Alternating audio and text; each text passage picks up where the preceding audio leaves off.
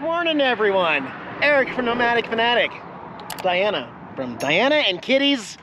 Look at the sign behind us. Welcome to beautiful, colorful Colorado. This has been quite the road trip. We are halfway to Sturgis officially, but we're gonna get on up and explore Colorado. We've got a reservation at a Harvest Host later, like a craft brewery restaurant. That'll be fun. Excited about that. What do you think about the weather today here in Colorado? Should we tell them? I say you do. It's gonna be warm, near record breaking.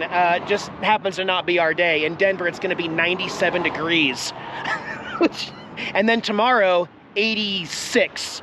So it is what it is. But it's not gonna rain. 0%. Well, we've done this before. Oh. It does say 0% chance of rain. We're not gonna have rain, honey. You'll see. I'm hoping. Yeah. I'm hoping. It is really pretty. Look at all the sunflowers off here. Heck yeah, the RV's running great. Yeah, and haven't had to use my little portable generator once, although we might use it tonight if it gets warm. If it's not gonna rain, it might get warm. But anyway, Colorado, here we go. Things are gonna look a little different on our trip today. We're gonna go about 4 hours north. Thanks for joining me, guys. I will be uploading this video with some connecting internet. Check out video description below for unlimited high-speed internet. The mountains. Look how slow that semi's going. We're gonna be climbing some hills. And we're already seeing a bunch of motorcycles on trailers, in trailers, and even some bikes with tents on the back of their motorcycles. So Sturgis has officially started, but my ticket is not for 2 or 3 more days. So let's get back on the road, put on some miles in Colorado, and we'll stop at anything interesting along the way.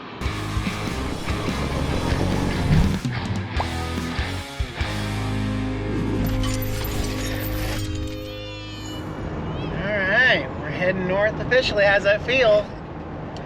Awesome. Like literally straight north on the needle. That's a good feeling. We're gonna be making a stop up here in Pueblo first before we get to Colorado Springs. I forgot that I have an Amazon thing. More on that later, but we got an update about the kitties. They're all they're managing. See, we kind of threw them to the wolves. We really want Yang and Tara to start getting along, and I can't think of a better way than to just kind of throw them in, what do you call it, kitty boot camp? I'm calling it kitty boot camp. We took them to kitty boot camp. Okay, so kitty boot camp for 15 days without us, and we're just wondering if Tara and Yang are magically gonna get along when we go pick them up after Sturgis. It'll be interesting, but we did get an update that everybody's doing fine. The girls, if they need their space, there's plenty of outdoor space. Maybe I'll film when we get back from Sturgis picking them up. But they have the option of 2 indoor rooms. They can go outside anytime they want with an outdoor enclosure that's safe 24 hours a day. They've got 3 employees there, and there's 2 other kitties with them too. 2 other like resident kitties that are foster kitties. So cats are doing fine, although I do miss Opie and Tara so much. 15 days is smashing the record. The last time was 5 days in Quartzsite when I flew out. 15 days is a long time without my precious little fuzzy butts. But yeah, first stop, Pueblo. There's something I needed from Amazon, but the shipping wouldn't have made it to Taterland in time. So I picked this location here in Pueblo that has Amazon lockers at a 7-Eleven. And I might even go in and get a Slurpee after I check in, but here's the lockers over here. They used to be gray, now they're making them more orange. 714709. Okay, enter, yes. Open, oh, right there on top. There's my package. I talked to Diana. She said we have to go get Slurpees inside 7-Eleven, so we have to now. Yes, okay, yes, all right. yes, it's a must. Fine. Yeah, we got our Slurpees. I went with the Coca-Cola. What'd you get? I mixed it. Oh, a little bit of everything? Cherry and Mountain Dew and Pina Colada. And Oh, the Pina Colada. Yeah, I saw that Slurpee. One too. That hits the spot. It's about 95 degrees right now.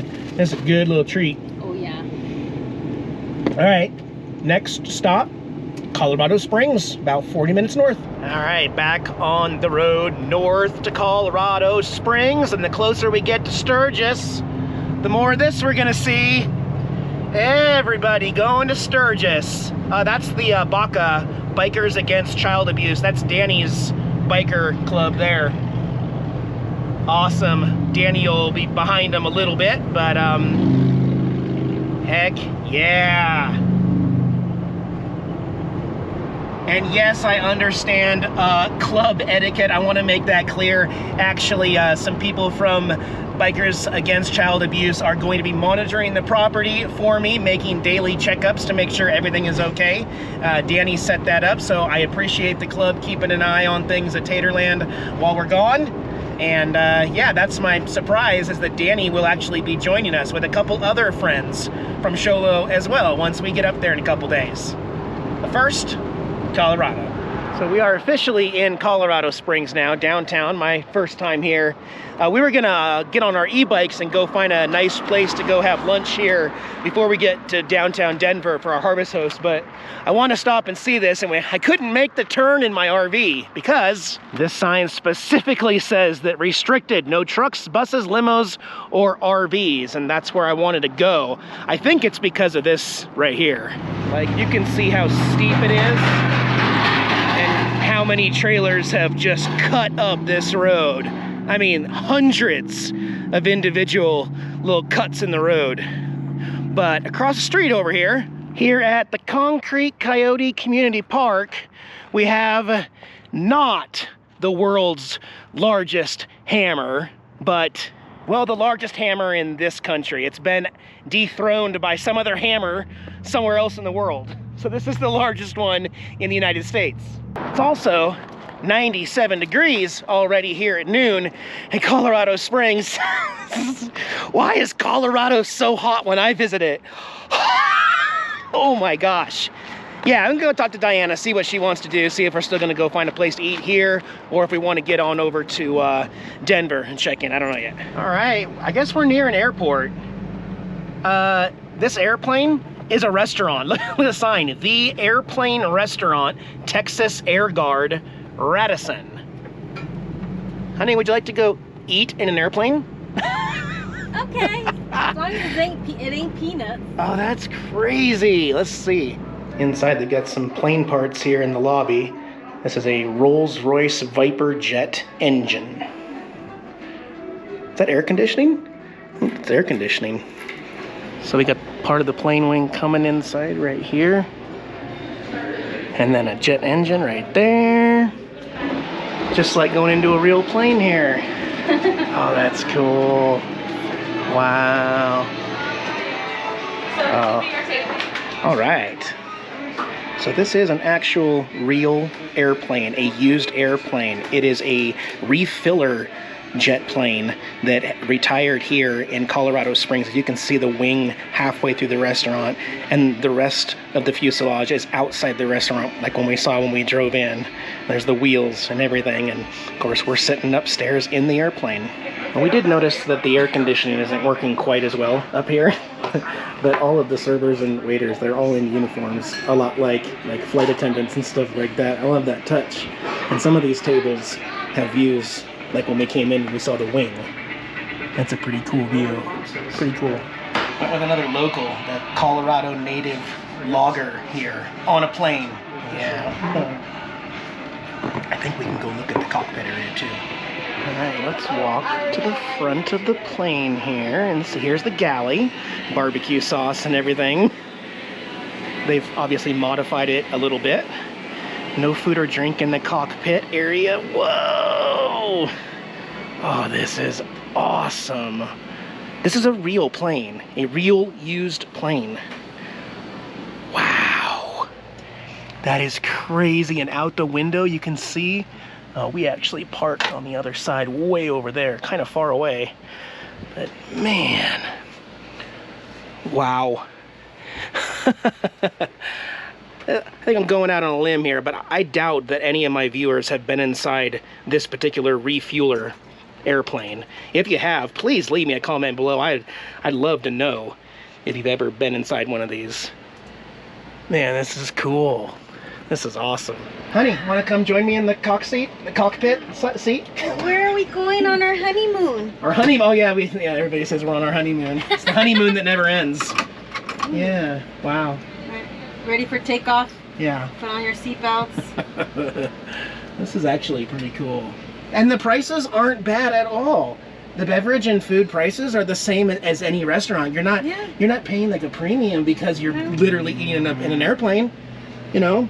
But yeah, this is pretty cool. A little warm in here. There is no AC in the cockpit. I'm gonna get a couple pictures first. Is that your shirt or napkin? Think it's gonna be messy? Is that a pineapple on your burger? What? Oh, that's awesome. I got some tater chips. I got some boneless teriyaki chicken wings with decorations. Diana can have my decorations. Awesome experience. I love Quirky. Thank you for sharing Quirky with me. You're welcome. It was fun. You know, in the old days, I'd be doing something like that by myself. Everybody's staring at me. It's so much fun sharing life with somebody else. It is. Thank you. It is. And we'll top off gas here in Colorado. Cheapest I've paid since we've left. I'm also doing a mileage trip to see what my actual miles per gallon is, hauling everything in the trailer and going up and down these mountain passes so far. Cheap gas in Colorado. $2.89 a gallon in 2024. I think I'm planning my budget for gas really well because I know it does go up in Wyoming and South Dakota a little bit, but we were paying $3.50 a gallon in Arizona, now under $3. So right around this whole trip, we're right around where I thought we were gonna be. It will stop me at 120 and I'll have to reset it, but I'll add up all the gallons that we put in there and we'll get an accurate mile per gallon because still no own and working generator on this rig. I will be using my portable one later, so I'm gonna guess with this Triton V10 here, the terrain we've been on and all the weight that we're pulling in the trailer, I'm gonna guess 5.5 miles per gallon. That's my guess, 5.5. It's gonna be a while though. Look at Diana back there. She gets to edit while we drive. Meanwhile, I get all behind and have to edit tonight. All right, at least I'm good at it. I'll probably still be done before you tonight. Yeah. Yes, you will. You finished. You're a professional. I'm not. I've gotten good at my editing style. So I didn't test the first 3 fill-ups from Arizona, but I did test this one. So what we do is we go 296 miles divided by the 2 pieces of paper equal 34.45. 34.45 equals 8.5 pulling up the mountains. Damn. 8.5 miles per gallon. 8.59, so we'll actually call it 8.6. That is impressive, Bigfoot. Dang. We've climbed some hills. Yeah. And we are heavy. Yeah. That's awesome. All right, well, we're gonna head up to Denver. Actually, it's Lakewood, Colorado? Lake something, Colorado? It's a suburb of Denver, but we're gonna get settled into our harvest host and then we'll either take our e-bikes out or maybe take Black Betty out. We'll see, but gonna be some traffic, so let's get this out of the way. All right, I've had enough of the interstate.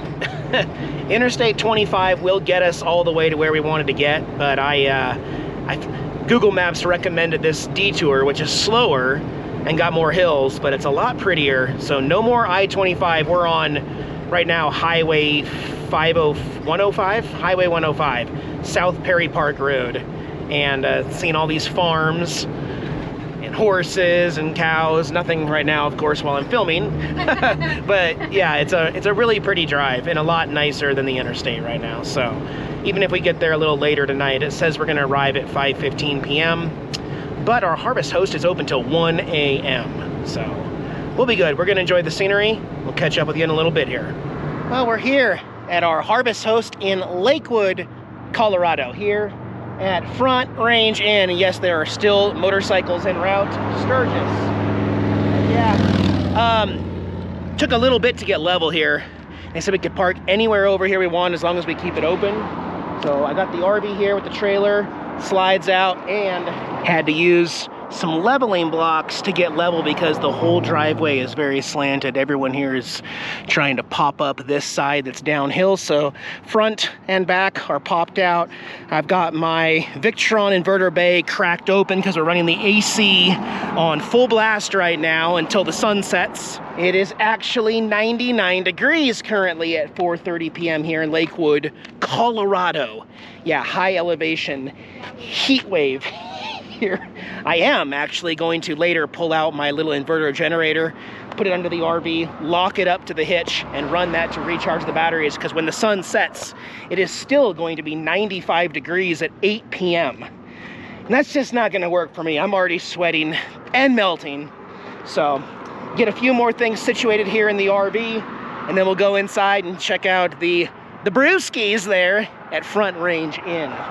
All right, it's 7:30 p.m. We did lose an hour recently, I think yesterday, but my batteries, my 1,000 amp hours of lithium are not keeping up with the sun this low, and the rooftop air conditioner pulling 1,400 watts. So, and I'm not ready to not have air conditioning in here just yet. So I'm gonna fire up my little inverter quiet generator here.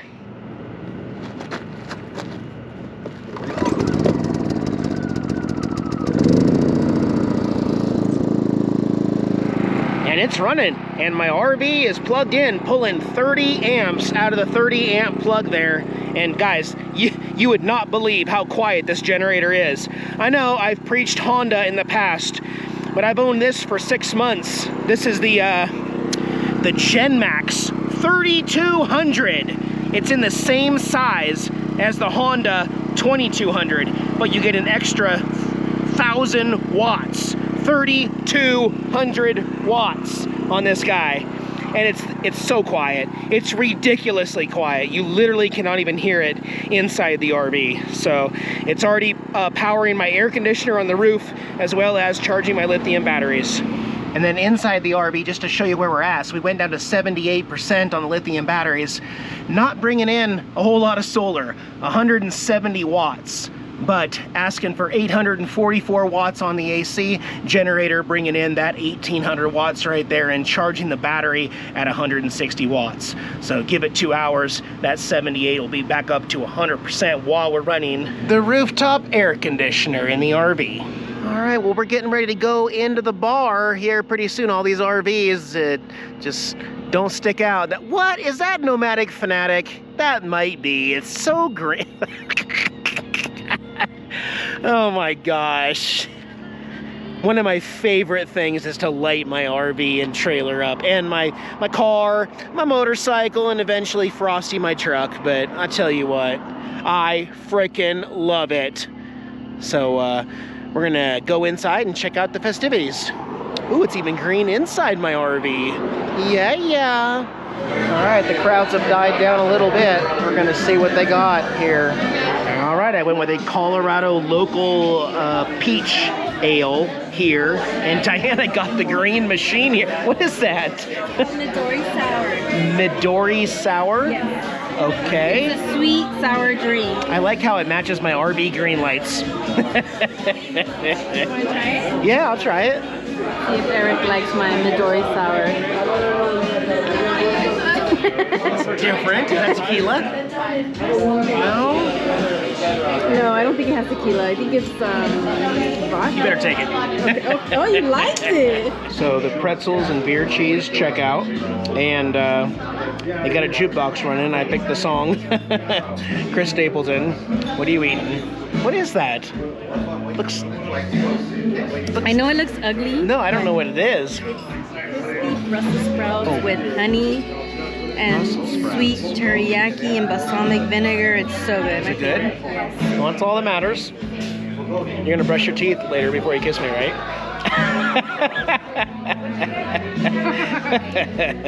I know it's dark out here. There's still several RVs out here running their generators because it is still 89 degrees at 10:30 p.m. in Lakewood, Colorado. And this is super strange. Doesn't happen that often, but it's all good. I like this Harvest Host, actually. I've been critical of a couple of them, but this one is really nice. Good food, good beer. We had fun, no complaints. We are gonna be on a mission on our next video, going through Wyoming and South Dakota. Guys, be well. We'll see you in a couple days. Bye.